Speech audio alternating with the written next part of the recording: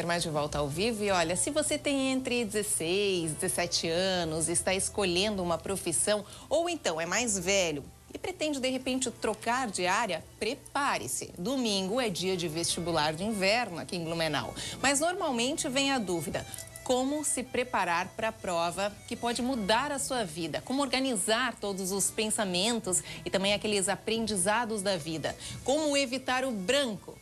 Quem vai nos dar as dicas aqui é o professor Alencar e também a psicóloga Vânia. Estão aqui comigo ao vivo. Sejam bem-vindos. Obrigada pela participação.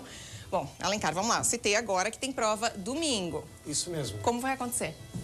A prova da CAF vai acontecer agora no domingo, no dia 16, entre as 13 e as 18 horas. Tá, e pessoal que de marinheiro de última viagem, pode ainda se inscrever? As inscrições agora já estão encerradas, mas normalmente o pessoal se antecipa bastante nesse sentido, né?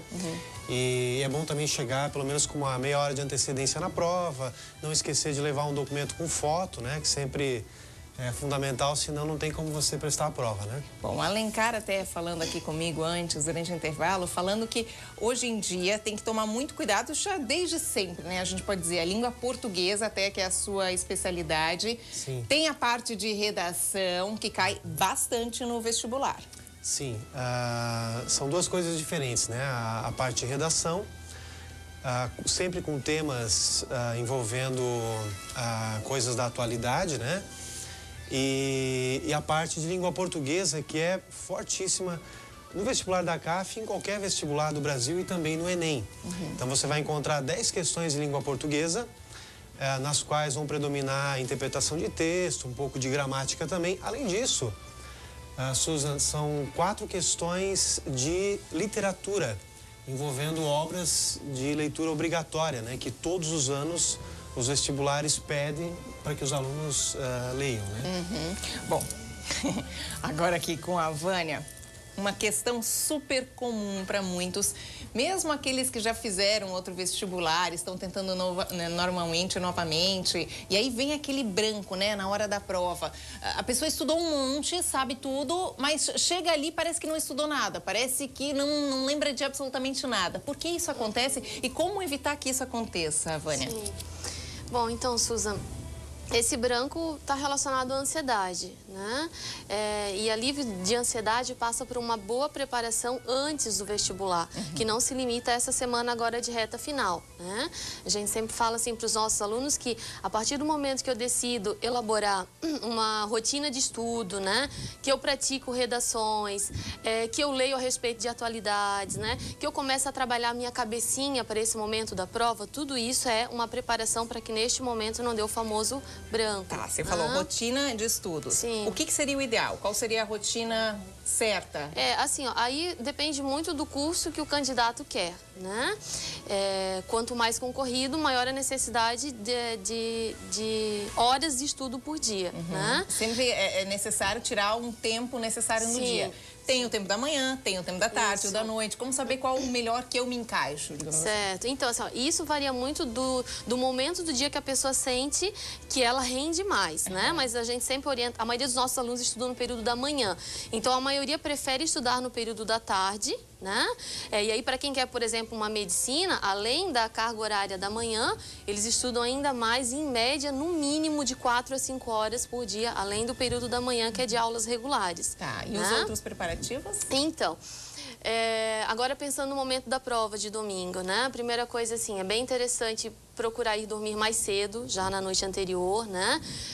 Ter uma boa noite de sono, bem descansada, ter uma alimentação legal no dia seguinte, não muito pesada, evitando frituras, né? Porque atrapalha o meu desempenho, né? E atrapalha mesmo, né? Sim, tem tudo a ver com a memorização, tem alguns com a memória. alimentos, isso, aí alguns alimentos até que provocam sono, como a prova já começa pela 1 hora, né? É importante ter esse cuidado. Como o Alencar falou, tomar cuidado com a documentação, né? Tomar cuidado também com candidatos que às vezes esquecem celular nos bolsos e ele pode ser eliminado, né? Qualquer aparelho eletrônico não pode estar junto com ele no momento. E aí, assim, ó, no momento que for fazer a prova, é sempre bem interessante que o candidato dê prioridade para aquelas questões ou para aquelas disciplinas que ele tem mais facilidade ou que naquele momento ali ele está conseguindo resolver mais rapidamente. Ou seja, precisa ter uma organização em relação ao tempo também, para que ele não perca muito tempo numa disciplina, né, que de repente ele não vá tão bem e deixe de fazer uma outra disciplina que ele poderia sair melhor e que vai ter o mesmo peso, né? Tem então, uma questão que ele está achando difícil, pula e vai para a próxima? Pula, exatamente. Vai para a próxima e no fim faz uma revisão, então, né, do que ficou faltando. Mas essa administração do tempo é uma coisa bem importante, que a gente vê que às vezes elimina muitos candidatos, porque termina a prova e eles ainda não fizeram boa parte da prova, né? Tá, e o tal do branco? Como evitar? Então, aí apareceu, deu o branco na hora, que né? É comum entre muitos, comum, né? Já uma coisa que eu acho legal, independente de dar o branco ou não, é que os alunos façam uma pausa entre uma prova e outra, né, para dar uma desligada, né? Então, assim, larga todo o material, né? Tenta desligar um pouco da prova, olha para os lados. Se necessário, vai dar uma voltinha no banheiro, que é uma possibilidade que eles têm, né? Faz um exercício de alongamento, que também é bacana. E assim, para o aluno que estiver se sentindo mais ansioso, existe um exercício bem fácil, que é de respiração. Aliás, sempre que a gente fala em ansiedade, se a gente for prestar atenção, a nossa respiração está irregular, está muito curta, né? Então, a gente precisa alongar essa respiração. Como é que eu posso fazer isso? O bacana é que eu inspire, né? Então, eu vou puxar o ar, isso, contando mentalmente até 5, né? Aí eu tranco um pouquinho e solto pela boca, bem devagar, contando mentalmente até 10.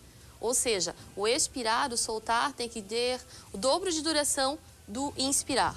Isso uma vez já me falaram até que é uma técnica bacana para quem sofre de insônia. Também. Porque a ansiedade de forma geral, também, né? Também. Então, na verdade, se aplica a relaxamentos em geral, independente de ser prova de vestibular ou não. E né? quantas respiradas dessa? Então assim, ó, tem uma outra coisa que é legal, que é importante o pessoal já ir começar a praticar essa técnica a partir de hoje, assim, para quando chegar na hora do vestibular, já tá mais familiarizado com ela, né?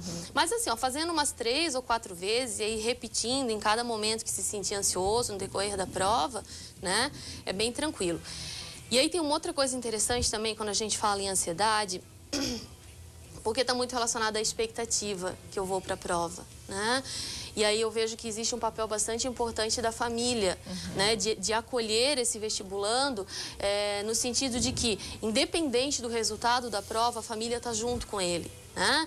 E passar essa tranquilidade, por mais que a família se sinta ansiosa, mas tentar passar essa tranquilidade para o jovem que está indo fazer a prova, né? De que vai dar tudo certo, de que se não for aprovado, a vida após uma reprovação no vestibular. Continua. Né? Exatamente. Inclusive, o que eu vou fazer, né? Vou continuar no cursinho, ou de repente vou tentar uma outra estratégia, vou estudar sozinha em casa, né? Em resumo, quanto menos expectativa eu for para a prova do vestibular, maiores as chances de eu ter um bom desempenho. Ah, legal. Bom, eu vou aproveitar até a presença de vocês dois aqui. 17 anos, 16 anos que seja também, é super cedo, né, para ingressar numa faculdade. É muito difícil as pessoas já saberem o que vão ser da vida, o que querem fazer da vida nessa idade. Sim. É muito cedo. Aí, assim, você como psicóloga, quais as dicas para saber, esse ramo certo que eu tenho que seguir? Certo, bacana, ótimo. Então, aí também entra um outro trabalho a longo prazo, né? A gente nunca toma uma decisão, ainda mais desse tamanho, de uma hora para outra, né? Mas coisas que são importantes eu fazer. Me conhecer, então perceber assim, ó, aquilo que eu gosto ou não, né? Aquilo que eu me imagino fazendo ou não, aquilo que eu teria vontade de desenvolver ou não, as minhas habilidades ou não, né?